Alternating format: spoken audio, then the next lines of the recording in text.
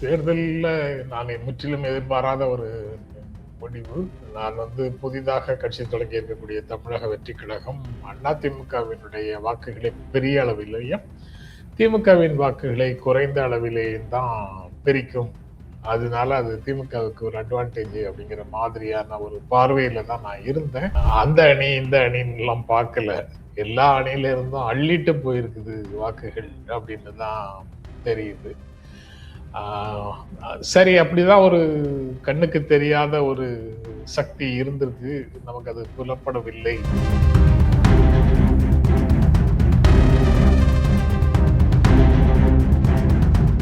குளத்தூர்ல முதலமைச்சர் தோல்வி அப்படின்னு வந்த செய்தி அதிர்ச்சியாகவும், ரொம்ப கவலை அளிக்கக்கூடியதாகவும் மாறிடுச்சு. அதுதான் திமுக ஆட்சியை இழந்ததுங்கிறத விட ரொம்ப முக்கியமான செய்தியாக மாறிடுச்சு. திராவிட முன்னேற்ற கழகத்துக்கு பெரும்பான்மை தரல. அதுதான் இந்த மக்களுடைய தீர்ப்பு அப்படின்னு பார்த்தா, தவேகாவுக்கும் பெரும்பான்மை தரல. தவேகா ஆட்சி அமைக்கட்டும் அப்படிங்கிற ஒரு பெரும்பான்மையை அவங்களும் கொடுக்கல. யாரு அவங்களுக்கு ஆதரவு கொடுக்க போறாங்க? யாரு விஜயுடைய உண்மையான தலைமையில தான் அந்த அணி இயங்க போகிறதா? இல்ல அவர்களை பின்னால் இருந்து யாரேனும் இயக்க போகிறார்களா? அப்படி பல கேள்விகளோட தான் அது பார்க்க வேண்டியது இருக்குது.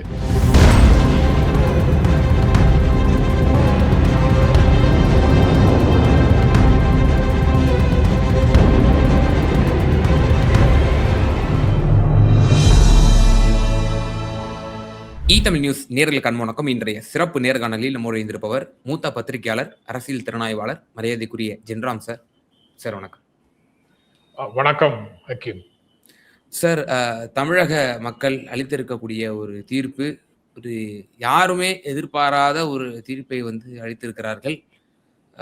தனிப்பெரும் கட்சியாக தமிழக வெற்றி கழகம் வந்திருக்கிறாங்க. 108 சீட்ஸ் பெற்றிருக்கிறாங்க. திராவிட முன்னேற்ற கழகம் எதிர்கட்சிங்கிற அந்தஸ்தை பெற்றிருக்கிறது. ஒரு சிட்டிங் முதல்வரே தோற்றிருக்கிறார் என்ற பொழுது திராவிட இயக்க வரலாற்றில் அம்மையார் ஜெயலலிதாவுக்கு பிறகு திரு மு க ஸ்டாலின் அவர்கள் தோல்வியுற்றிருக்கிறார் என்கிற ஒரு தகவலை தான் நம்ம பார்க்கிறோம். ஸோ இந்த தோல்வி மற்றும் இந்த மக்களினுடைய தீர்ப்பை முதற்கண் நீங்க எப்படி பாக்குறீங்க? தேர்தல்ல நான் முற்றிலும் எதிர்பாராத ஒரு முடிவு. நான் புதிதாக கட்சி தொடங்கி இருக்கக்கூடிய தமிழக வெற்றி கழகம் அதிமுகவினுடைய வாக்குகளை பெரிய அளவிலேயும், திமுகவின் வாக்குகளை குறைந்த அளவிலேயும் தான் பிரிக்கும். அதனால அது திமுகவுக்கு ஒரு அட்வான்டேஜ் அப்படிங்கிற மாதிரியான ஒரு பார்வையில தான் நான் இருந்தேன். ஆனா நிலைமை அந்த அணி, இந்த அணின்னுலாம் பார்க்கல. எல்லா அணியில இருந்தும் அள்ளிட்டு போயிருக்குது வாக்குகள் அப்படின்னு தான் தெரியுது. சரி அப்படிதான் ஒரு கண்ணுக்கு தெரியாத ஒரு சக்தி இருந்திருக்கு. நமக்கு அது புலப்படவில்லை. அதனால அப்படி ஒரு முடிவு வருதுன்னு பார்த்தா பார்த்துக்கலாம். அதை ஏற்றுக்கொள்ளலாம். ஏமாற்றமாக இருந்தா கூட அதை ஏற்றுக்கொள்ளலாம் அப்படின்றது நிலைமையில குளத்தூர்ல முதலமைச்சர் தோல்வி அப்படின்னு வந்த செய்தி அதிர்ச்சியாகவும், ரொம்ப கவலை அளிக்கக்கூடியதாகவும் மாறிடுச்சு. அதுதான் திமுக ஆட்சியை இழந்ததுங்கிறத விட ரொம்ப முக்கியமான செய்தியாக மாறிடுச்சு. எப்படி தன்னுடைய தொகுதியில தன்னுடைய பிரதிநிதியாக இத்தனை கோடி பேருக்கு நலத்திட்டங்களை கொடுத்த, அதை எல்லாத்தையும் முழுமையாக ஏற்றுக்கொண்ட ஒரு சமூகத்துல ஆர்கிடெக்ட் ஆஃப் தி ஸ்கீம்ஸ் அவருக்கு வாக்களிக்காமல் நம்மால எப்படி இருக்க முடியுது அப்படின்னு புரியல. அது போக குளத்தூர்ல முதல்வர் படைப்பகம் ஆகட்டும், படிப்பகங்கள் ஆகட்டும், நூலகங்கள் ஆகட்டும், அதாவது எல்லா மாவட்டங்கள்லயும் நூலகம் அளவுக்கு நூலகங்கள் ஆகட்டும், மதுரையில கலைஞர் நூலகம், திருச்சியில, கோயம்புத்தூர்ல ஏற்கனவே இங்க இருக்கக்கூடிய அண்ணா நூலகம் அப்படின்னு நூலகங்களுக்காகவே இந்த ஆட்சி தொடர்ந்து இருக்க வேண்டும்.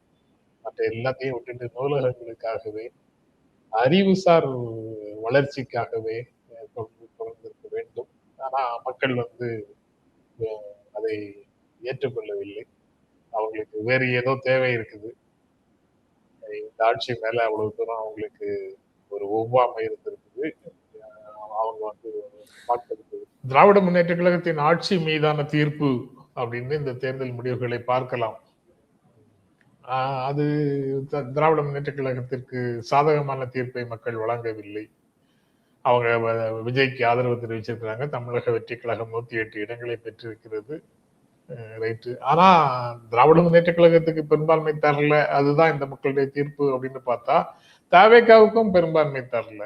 தவேகா ஆட்சி அமைக்கட்டும் அப்படிங்கிற ஒரு பெரும்பான்மையை அவங்களும் கொடுக்கல. இளைஞர்களும் பெண்களும் அதிகமாக வாக்களித்தார்கள் அப்படின்ற பரவலான நம்பிக்கையின் அடிப்படையில் ஒரு புதிய ஏற்கனவே இருந்த இருதுருவ அரசியல்ல ஒரு பெரிய புயலாக இது அடிச்சிருக்குது. 108 இடங்கள் வெற்றி பெற்றிருக்கிறார்கள் அப்படிங்கிறது வரைக்கும் ஓகே தான். ஆனா மேண்டேட் வந்து கிளியர் மேண்டேட்டாக டிவிகேக்கும் இல்லை அப்படிங்கிறது தான் சரியான இன்டர்பிரிட்டேஷன் அப்படின்னு நான் நினைக்கிறேன்.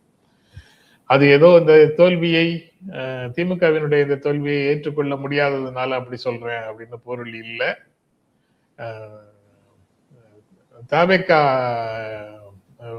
பெற்ற வெற்றியை ஏற்க மனசில்லாம சொல்றேன் அப்படின்னு அதுக்கு பொருள் இல்லை.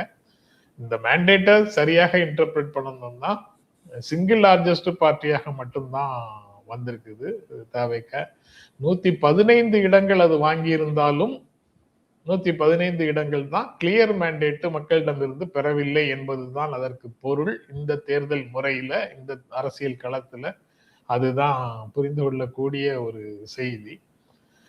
ஆனா திமுக அண்ணா திமுக இரண்டுக்கும் சேர்த்து நீங்கள் வேண்டுமானால் சேர்ந்து ஆட்சி அமைத்துக் கொள்ளுங்கள் அப்படின்னு ஒரு மேண்டேட்டை கொடுத்திருக்கிறாங்க. திமுகவும் அண்ணா திமுகவுக்கும் சேர்த்து பெரும்பான்மை கொடுத்திருக்கிறாங்க. தவேகாவுக்கும் அண்ணா திமுகவுக்கும் சேர்த்து பெரும்பான்மை கொடுத்திருக்கிறாங்க. தவேகாவுக்கும் திமுகவுக்கும் சேர்த்து பெரும்பான்மை கொடுத்திருக்கிறாங்க. 3 பிளாக் இருக்கு. 3 பிளாக்ல எந்த 2 பிளாக் வேண்டுமானாலும் சேர்ந்து ஆட்சி அமைத்துக் கொள்ளுங்கள் அப்படிங்கிறது தான் மேண்டேட். தவேகாவுக்கு என்று தனியாக ஒரு மேண்டேட்டை கொடுக்கல. இந்த மேண்டேட்டை ஹைஜாக் பண்ணலாம் தவேகா. அவங்க வந்து திமுகவில் இருக்கக்கூடிய கூட்டணி கட்சிகளை அல்லது அண்ணா திமுக இருக்கக்கூடிய கூட்டணி கட்சிகளை, இல்ல அங்க சில கட்சிகள் இங்க சில கட்சிகளாகி எல்லாரையும் சேர்த்து தனக்கு ஒரு பெரும்பான்மையை உருவாக்கி கொண்டு இதுதான் பீப்புள் எனக்கு கொடுத்த மேண்டேட்டு அப்படின்னு சொல்லி அவங்க ஆட்சி அமைக்க உரிமை கோரலாம், ஆட்சி அமைக்கலாம். அது எல்லாம் என்ன நடக்குது அப்படின்னு பார்க்கணும். அவங்க எப்படி அதை பார்க்கிறார்கள் அப்படின்னு தெரியல. எப்படி தமிழக அரசியல்ல ஒரு அந்நியப்பட்ட ஒரு விஷயமா பார்க்கப்படுது. 2006-11 கூட வெளியில இருந்து ஆதரவு கொடுத்தாங்க காங்கிரசும் பாட்டாளி மக்கள் கட்சியும். இப்போ இல்ல அது குறுக்கீட்டுக்கு மன்னிக்கணும். 2006 எல்லா இடங்கள்லயும் ஊடகங்கள்ல பேசக்கூடிய என்னுடைய நண்பர்கள் கூட பலர் வந்து இதை கோட் பண்றாங்க. 2006ல மக்கள் கிளியரா திமுக கூட்டணிக்கான மேண்டேட்டை கொடுத்துட்டாங்க. திமுக கூட்டணி பெரும்பான்மையை பெற்றது. அதுக்குள்ள வந்து திமுக கூட்டணி ஆட்சி அப்படிங்கிறதுக்கு பதிலாக திமுக வந்து தனியாக ஆட்சி அமைச்சது. பாட்டாளி மக்கள் கட்சியும் கம்யூனிஸ்டுகளும் வெளியில் இருந்து ஆதரவு கொடுத்தார்கள். காங்கிரசும் வெளியில் இருந்து ஆதரவு கொடுத்தது. காங்கிரஸ்ல லோக்கல் லீடர்ஸுக்கு ஆட்சியில் பங்கு வேண்டும், அதிகாரத்தில் பங்கு வேண்டும்னு 1000 ஆசைகள் இருந்தது. ஆனா காங்கிரசினுடைய ஆதரவு இல்லாமலேயே திமுக ஆட்சி அமைப்பதற்கான பெரும்பான்மை இருந்தது. பாமகவும் கம்யூனிஸ்டுகளும் ஆதரவு கொடுத்தாலே போதும், பெரும்பான்மை இருந்தது. அதனால அதுல திரும்ப திரும்ப அது தொங்கு சட்டசபையாக மக்கள் தீர்ப்பளிக்கவில்லை. ஏன்னா அவங்க கூட்டணி தேர்தலுக்கு பின்னால காங்கிரஸோ பாட்டாளி மக்கள் கட்சியோ கம்யூனிஸ்டுகளோ வந்து ஆதரவு கொடுக்கல. தேர்தலுக்கு முன்னாலேயே திமுக கூட்டணியில அவங்க சேர்ந்து நின்னாங்க. இப்ப எப்படி காங்கிரஸ், தேமுதிக, கம்யூனிஸ்ட் கட்சிகள், விசிக எல்லாரும் சேர்ந்து ஒரு பெரும்பான்மையை பெற்றிருந்தால் எப்படி இருந்திருக்குமோ அதே மாதிரியான பெரும்பான்மையை அப்போது கொடுத்தார்கள். திமுக தனியாக ஆட்சி அமைத்தது. அதனால இவங்க வெளியில இருந்து ஆதரவு கொடுத்தாங்க. சார் 67க்கு பிறகு ஒரு கூட்டணி ஆட்சி அப்படிங்கிற ஒரு ஃபார்ம் பண்ண போகுதுன்னா இப்ப 2026ல தான் இப்போ ஃபார்ம் பண்ண போகுது அப்படிங்கிற இதுல நம்ம எடுத்துக்கிடலாம். இப்போ நிலையான ஆட்சியை திரு விஜய் அவர்களால் தர இயலுமா? அவர் அப்படி ஜனநாயகவாதியாக கூட்டணி கட்சிகளை அரவணைத்து அந்த 5 ஆண்டுகளை அவர் கடக்க முடியுமா அப்படிங்கிற ஒரு $1 மில்லியன் கொஸ்டின் தற்போது வைக்கப்படுது. அந்த கேள்விகள் எல்லாமே அவங்க எப்படி அந்த யாரு அவங்களுக்கு ஆதரவு கொடுக்க போறாங்க, யாரு விஜயுடைய உண்மையான தலைமையில தான் அந்த அணி இயங்க போகிறதா, இல்ல அவர்களை பின்னால் இருந்து யாரேனும் இயக்கப் போகிறார்களா? அப்படி பல கேள்விகளோட தான் அது பார்க்க வேண்டியது இருக்குது. யார் ஆதரவு கொடுக்குறாங்க என்னங்கிறத பார்த்துட்டு யாரிடமிருந்து இன்னும் 10 இடங்கள் 11 இடங்களாவது வாங்கணும். அதை எப்படி வாங்குறாங்க, யாரிடமிருந்து போகுது அப்படிங்கிறத பார்க்கலாம். அதுக்கு பிறகுதான் அடுத்த டெவலப்மெண்ட் அதுக்குள்ள எப்படி வரும்னு பார்க்க முடியும்.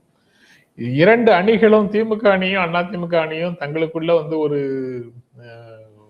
தங்கள் அணியை பத்திரமாக வச்சிருந்தாங்கன்னா அவர்களுடைய தலைமையை கேட்டு நடக்கக்கூடிய ஒரு அணியாக அதை வைத்திருந்தார்கள் என்றால் ஈவன்